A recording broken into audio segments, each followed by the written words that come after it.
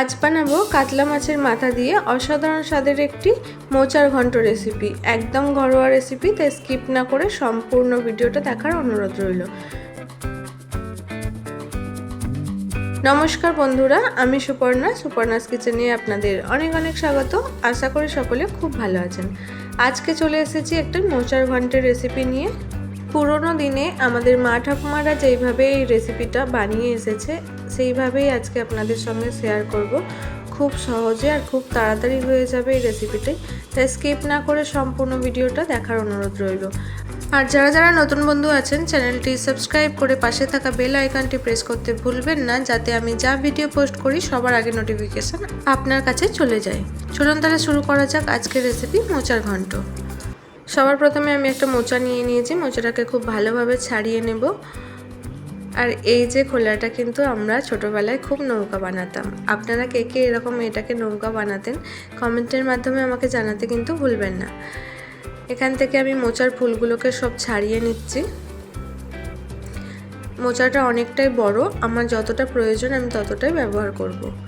বাকিটা রেখে দেব। কিছুটা আপনাদের ছাড়িয়ে রেখে দিই। এই মাঝখানের যে সরু মতো অংশটা থাকে আর এই খোসাটা, এটাকে কিন্তু ছাড়িয়ে ফেলতে হয়, না হলে মোচাটা তেতো ভাব থেকে যায়।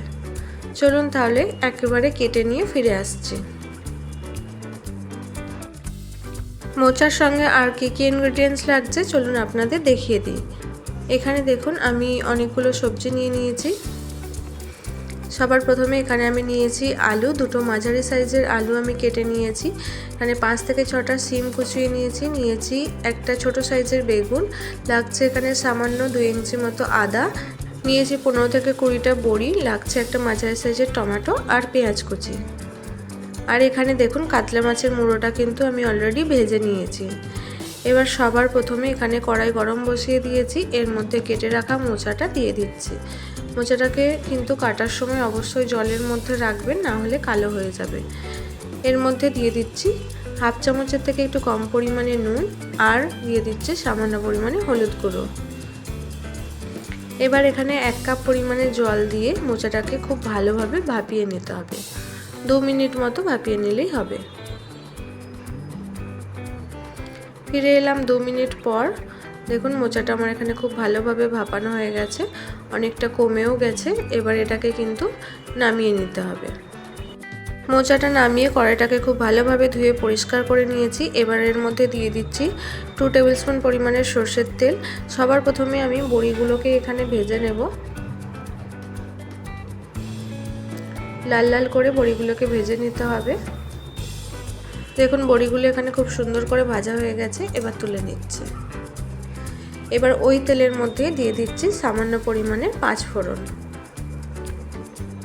আর এখানে দিচ্ছি 2টো শুকনো লঙ্কা, দিয়ে দিচ্ছি একটা তেজপাতা। ঝালটা অবশ্যই কিন্তু আপনারা বুঝে দেবেন।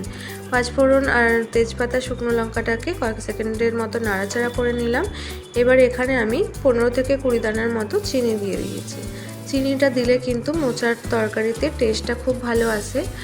আর এখানে আমি আরও 1 টেবিল স্পুন পরিমাণে সর্ষের তেল অ্যাড করলাম। দিয়ে সবার প্রথমেই এখানে আমি পেঁয়াজগুলোকে ভেজে নেব। আমি কিন্তু আলাদা করে কোনো সবজি ভাজছি না, এখানে একেবারেই করে নেব। এতে রান্নাটা খুব তাড়াতাড়ি হয়ে যাবে আর স্বাদের কিন্তু কোনো ঘাটতি হবে না। পেঁয়াজটা হালকা ভাজা হয়ে এলে এর মধ্যে দিয়ে দিচ্ছি টমেটো কুচি।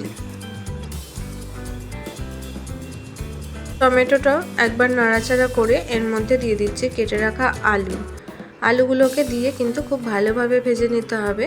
যেহেতু আলু সবজিগুলো আমি সব একসঙ্গে করব, সেই জন্য পেঁয়াজ টমেটোটাকে বেশি ভাজা করিনি। আপনারা কিন্তু চাইলে এখানে সবজিগুলোকে আলাদা করেও ভেজে নিতে পারেন। এবার আমি এখানে শিম কুচিগুলো দিয়েও ভেজে নিয়েছি। এর মধ্যে দিয়ে দিচ্ছি সামান্য কিছু ছোলা দিলে কিন্তু মোচার তরকারিতে খুব ভালো লাগে খেতে। আমি দিলাম, আপনাদের ভালো লাগলে দেবেন, না হলে কিন্তু স্কিপ করতে পারেন। এখানে আমি একটা ঢাকনা দিয়ে সবজিগুলোকে খুব ভালোভাবে ভেজে নেব। 1 মিনিট মতো আমি এখানে ঢাকনা দিয়ে সবজিগুলোকে ভালোভাবে ভেজে নিয়েছি। এবার এখানে কড়াইটা একটু ফাঁকা করে মাঝখানটা আমি 1 চামচ পরিমাণে আদা জিরে বাটা দিয়ে দিচ্ছি। আদা জিরেটা দিয়ে কিন্তু খুব ভালোভাবে ভেজে নিতে হবে। এর মধ্যে আমি সামান্য পরিমাণে তেল দিয়ে দিলাম, যাতে আদা জিরেটা খুব ভালোভাবে ভাজা হয়ে যায়। আপনারা যদি সবজিগুলো আগে ভেজে করতে চান সেক্ষেত্রে টমেটো পেঁয়াজটা ভালো করে ভেজে নেওয়ার পর আদা জিরেটা দিয়ে দেবেন।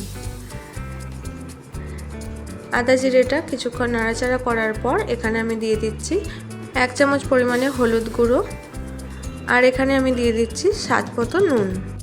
একটা বাটির মধ্যে আমি লঙ্কা গুঁড়ো নিয়ে নিয়েছি। হলুদটা আমি আগে যেহেতু দিয়ে দিয়েছি, এখানে 1 চামচ জিরে গুঁড়ো আর 1 চামচ গরম মশলা গুঁড়ো দিয়ে কিন্তু আমি খুব ভালোভাবে এটাকে রেডি করে নেব।